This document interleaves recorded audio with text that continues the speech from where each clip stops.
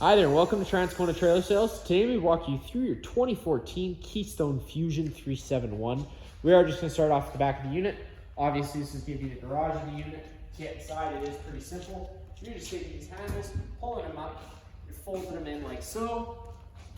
And that is going to allow you to pull this door down. Just be careful because it is just going to come falling down. There's assistant springs, but they're not going to take the full weight of the door. Once this door is down, you're going to have these pins here. You can pull these pins out. That's going to allow you to fold these out, fold these up, and make a little deck area. You got cords, cables inside there. If you hook those cables up to these brackets here, you have another pin which goes through here. Run those cables up to the top to that eyelet in each corner. It'll allow this to stay level with the back of the unit, and you can use it as a deck area if you're not using it as a ramp to get your unit in or out of the garage. There's some more stuff inside, but I'll show you that in a minute.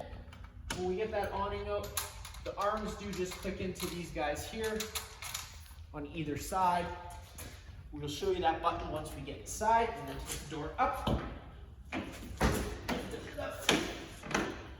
Close it up, and then once it is up, sometimes those railings can get in the way. You just kind of push them over as you slide that in. Then you fold these guys down, and it'll allow you to clamp your door back into place. Just always making sure that the door is clamped shut before you start traveling. You got your camp on the far left here. You do got your ladder so you can get up to your roof to check all your seals and everything. You got two fuel fills right here. Obviously for this one here, this is for the generator. You all are always going to want to fill this with 91 octane. And then you got your fuel holding cell for your fueling station. The way that works is you're just going to open up that guy there. Take your 751 key, which should come included with the unit. Stick that in and pull that out. First thing you're going to want to do, this is going to be the ground for the motor. You can just take this and ground it out on the frame. Take this clamp, straighten here on this gusset is fine. Then you can open up your door, and that'll allow you to turn on your pump station. Like it says, you don't want to run this pump dry for longer than 5 minutes, otherwise you do run the risk of burning it out. You get your fuel nozzle right here. That's going to be it for that. Just making sure you take your ground clamp off, ravel it up, and you can stick it back inside this compartment here.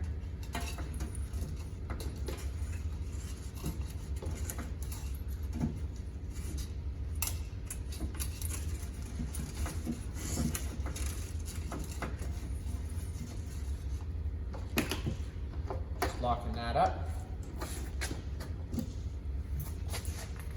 A little further ahead. Again, with your 751 key, it'll allow you to open up this guy here, and that's just going to be your fresh water fill. So if you're at a site without service, you want to fill that water tank, you're just going to put your garden hose in there, turn it on, and that's going to fill that fresh tank, and that's what your water pump draws off of. And then if we just go straight down, you're going to see right here, you got your sewer. Just taking this cap, twisting it, taking note of those two ears there. Those are going to be the same two ears your sewer hose has. They just line up with these notches here. Twist and lock into place. You got your fresh water drain right here. So if you pull that, that's just going to drain all the fresh water inside the fresh tank.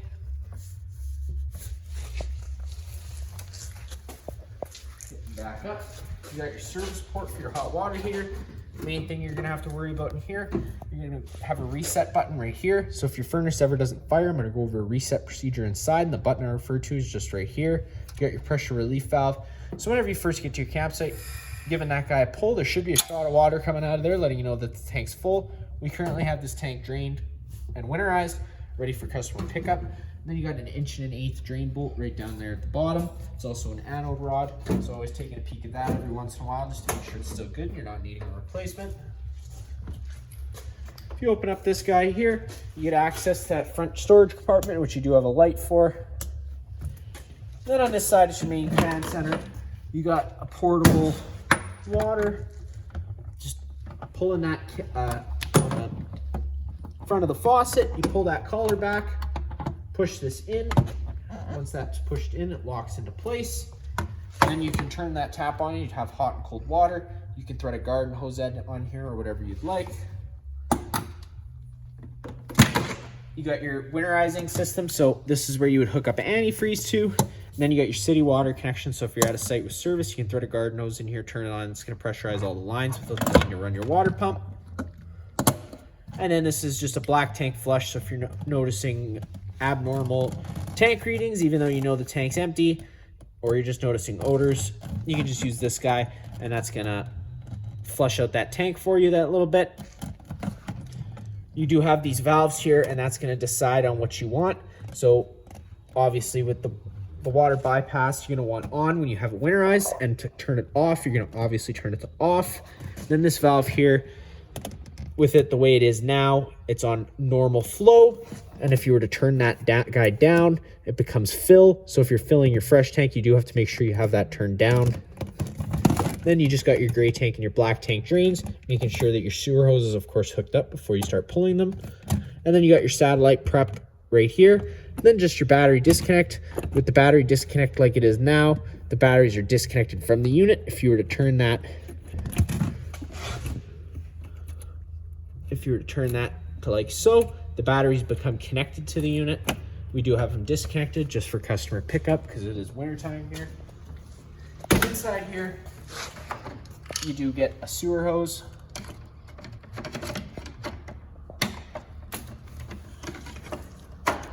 Nice little spot to store it. That way it keeps most of the odor outside of the unit. Just making sure you're lining up these tabs correctly. And then just twisting and it'll lock it into place. Inside this compartment here is just a service port for your front hydraulic jack system. If you take this, it's a silver 751 key.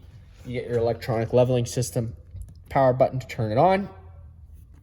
You got auto level, which will automatically level the unit, or you can manually run them by going down with the down arrow to manual mode, and that'll allow you to run each jack manually.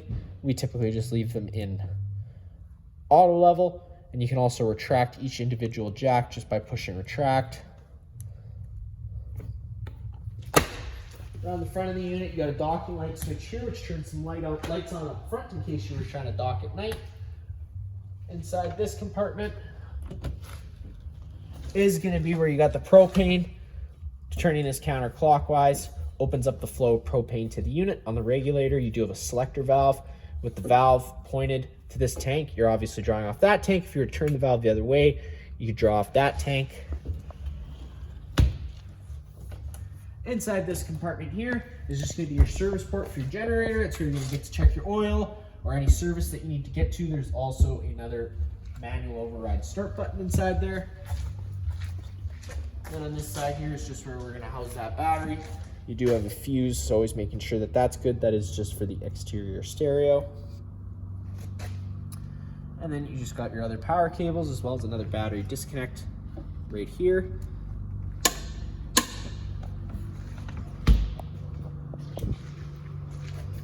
And then inside here is just a storage compartment, just the other side. You also have your power cord. You do have a mount outside here. If you want to mount a TV, you could do so. And then you have two 120 plugins as well as that satellite outlet. Come outside here. To open this up, you do just have to press on the tab that's right outside the thing here, and you open this up, and this is your exterior stereo. You're just having to hold that power button to turn it on, and it will illuminate. Unfortunately, this one isn't hooked up to FM. You can only run Bluetooth or your phone off of it or an iPod, so you can do that, and you'd have exterior sound here. Hold that power button again to turn it off, and then just always making sure you close that cap. That way no water gets inside there. At the very back of the unit, this is the entrance for the garage. We're not going to go in through this entrance today. We are just going to go through the main entrance. Get inside the unit. You're just taking that assist handle, pushing it up, folding it 90 degrees, and it'll lock it in place. That'll allow you to open up that door. pull down your stairs. You can take a step on inside. First thing you're gonna notice off on your left is just gonna be that fire extinguisher. That's gonna be just like home. Pull the pin and shoot.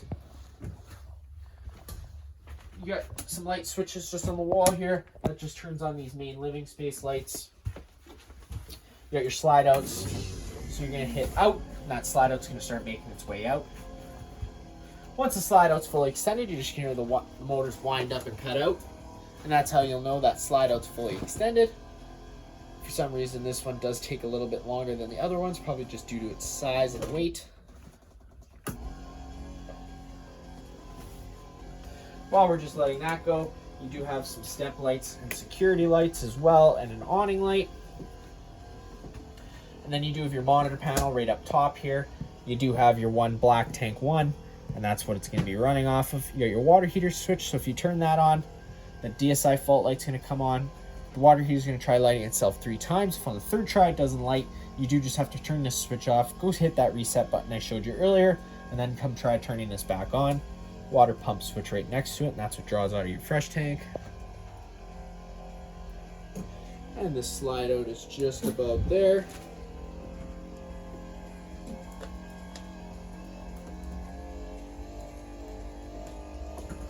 And there we are. Now you can do your second slide out for the kitchen space here. Again, it works the same way as the other one. You're just pushing and holding that button out. That slide out is going to make its way out. Once fully extended, again, it's just going to automatically cut out.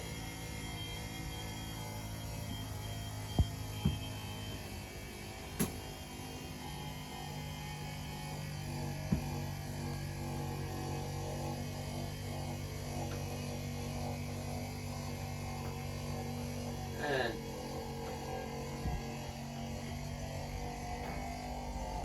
there we go. And then your one last bedroom slide. Again, just holding that until you hear the motors cut out, and that's when you're going to know you're fully extended. And of course, always before running any of the slides, always make sure you know what's on the outside of the slide and what's on the inside of the slide on both sides. That way you don't run the risk of damaging anything before you operate it. You got an outside speaker button, which actually isn't hooked up anymore because the prior owner to this unit did hook up its own exterior speaker. Then you got the garage speakers. That is hooked up, so if you have this switch on, the garage speakers are on, or you can turn it off and it'll turn those garage speakers off. You got your generator start-stop button. So if you hold that button down, that's going to allow that generator to prime the carburetor with fuel, holding it for about 5 to 10 seconds. Then push and hold the start button. It fires right on up and stays fired. You do have a fuel gauge here as well as an hour meter. That way you can keep track of your maintenance schedules and your fuel level.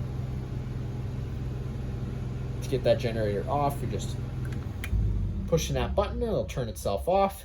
You got tank heaters inside this, so it is for extended camping season. Of course, our Manitoba winters get much too cold for it to be adequate for all winter use. It's really only to go to -5. Any cooler than that, and you're going to be running into freezing issues, so just be mindful of that. Up on the wall here, you got your first thermostat. You got your fan mode, so you can either have it on auto or on. If you have it on, the air conditioner fan is going to be running full time regardless of the temperature. If you turn it to auto, it becomes an on-demand system. So once the room senses that the temperature's set, it's going to take the fan off. Then you got the mode that you want. So you can either have it on off, which is off, and then you slide it to your right and you'll get heat, which is going to fire up that furnace. Once the furnace fires and you go to turn it off, it is going to stay lit for another, it's going to stay blowing for another 30 seconds to 3 minutes, just to allow it to cool down as an added safety feature. And obviously if you go over to cool, that's going to turn that air conditioner on. Then you got your fan speed, so you can either have it on high or low. You can also run the fan with no air conditioning if you just want to move air around. That's going to be it for that there.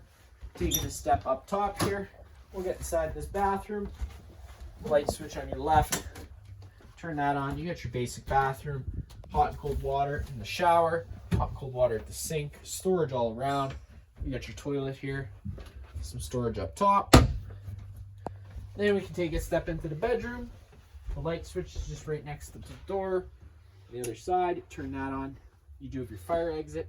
To get that, you do just have to undo these red clamps. That'll allow you to push that and hop on out. Just keeping in mind you're quite a ways off the ground, so just be mindful of that when you do leap. Get that to close. You're just opposite with the latches. Make sure it latches into place. Can be tricky, so if it takes you a few tries, normal. There you go. Curtains. Not much else I'm going to show you here.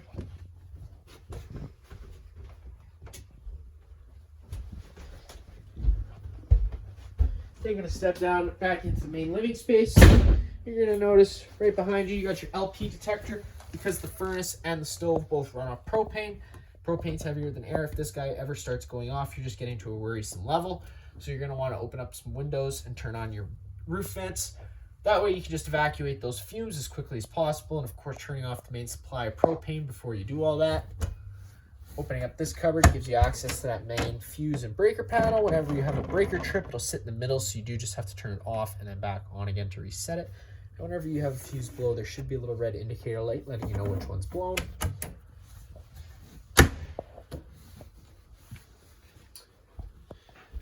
Into the kitchen space, you have your more cold fridge and freezer.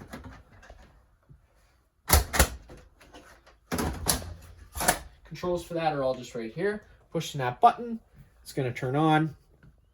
It's going to first go to automatic, and it's going to first select AC power. Once AC power is taken away, it'll automatically switch over to gas. If you want it to solely run on gas, you do just have to switch it over to LP, and then it'll fire up on gas. I typically leave them on auto. It's always going to work faster if you do have it on gas. So let's say you forgot to turn your fridge on and you got to put a bunch of stuff in there. I do recommend running it on gas until it's temperature, and then you can switch it over to AC. Set your temperature just with that button there. Power button, you got to push and hold it to turn it off, and it comes off. You get your stove. Always be mindful whenever you're running this to run that exhaust fan that's on the microwave. That way you're evacuating those propane fumes as you're cooking. To get that to light, it is pretty simple. You're just pushing it over to that light, high/light, hitting the sparker. Fires right on up. I did have the propane system running earlier, and that's why it fired up so quick. Sometimes it can take a few minutes just to purge all the air out of the lines that's allowed in when it's off. To get this to fold down, you do have to pull it up to get it down, so don't try and force it down without pulling it up, otherwise you break it. And then to get your oven to light, it's the same thing, but you're holding it over to pilot, pushing and holding it. The oven's always going to take longer to light it first than the stove because the gas orifice is so small, so just be mindful of that. It can take a few minutes, so try it a few times, and then if it doesn't light, you may have a problem, but it can take up to 5 minutes sometimes. Storage all around. You do have your main GFI plug right here on the wall. You got test in the bottom, reset in the middle. If you ever have an outlet that doesn't work, this would be the first place I'd look. Just double check it's not tripped. Of course, in here, storage all around. You come to your main entertainment center. Right here, you do have your fan control for that fan up top there. Since you can't reach it, they give you a nice switch down here. So you're just going to want to raise that all the way up. Then you can turn your fan on, and it'll start evacuating those fumes. Then turn it off. It's just the opposite. You got your TV and your Bluetooth TV player, which is just like home. Not much I'll be able to show you there. And then you got that fireplace right down below. Power button on the far right. You got your how bright you want that light on beside the power button. Then you come into your heat options. So obviously you got low and then you got high. Then you do have a timer that goes anywhere from 30 minutes to 9 hours. And then you do have the stereo for the interior, just like a standard car stereo. Just pushing and holding that power button. Comes on. You can plug in your phone, hook up your Bluetooth, whatever you'd like. You don't have the option, unfortunately, of zones anymore. They're all going to be on unless you adjust the fade, which is inside the audio settings, and then you can cut out whichever speakers you'd like at that point. Inside the slide out, it is just a couch. They are retractable. You just got to pull the handle right next to it, and it'll allow that to pull out. All the blinds in the unit just work like your standard household blinds. Click that the one way, it's going to allow those blinds to come down. Then you can adjust if they're open or closed. And you can just lift them all the way up like so, and they stay open. You got the bunk up top here. One thing I'm going to mention, we have a ladder inside the garage space here. Getting inside the garage space, once you step inside, you might be looking for a light switch. It's all up top here. The one button on this side, you got a scare light on this side, and you got two docking lights at the back. That light switch turns those on, and then you have your second air conditioner, which is hooked up to this guy here. This is only going to run that second air conditioner. It's not going to run a second furnace because it doesn't have a second furnace. Closing that door, you are pre-plumbed and pre-wired for a washer dryer combo. If you'd like to get set up with that, you can contact a parts department. They can put together a quote for you. 2 bench stools. This carpet is removable. The old customer obviously had it in there for more comfortability because they didn't really use it for garage space, but you can take that out, and you do have secure hooks underneath this. These 2 ladders, one is going to be for the bunk bed. You do have a central vac system. These are those cables that I showed you about, so you can turn that back space into a deck area. You also have these vents on either side, so whenever you have a vehicle, a gas vehicle inside here, you are supposed to have these open. That way it vents out all the fumes. You just having to pull the handle in and slide it, and it'll allow that to open up. And then that closes it up. And then you can either have this come down and be 2 bunk beds, or you can just run the bottom one down and turn it into 2 couches. It's totally up to you. It's just going to depend on which pins you take out here. You got safety pins on either side, always making sure that you pull these out before you try operating that motor. Otherwise, you could run the risk of breaking something. So just be mindful to make sure to pull these pins out before you operate things. Up on the wall here, this awning switch is going to be for that back awning on the back wall above the deck. And then you got your bed lift control right next to that. TV inside here, cable satellite hookup. And then inside this door is just a second bathroom. There's no shower, it's just a toilet and a sink. Nice for guests.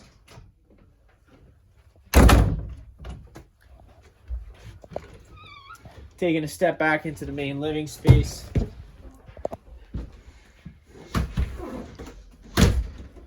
That's going to be it for this unit here. If you have any other questions, feel free to give us a call.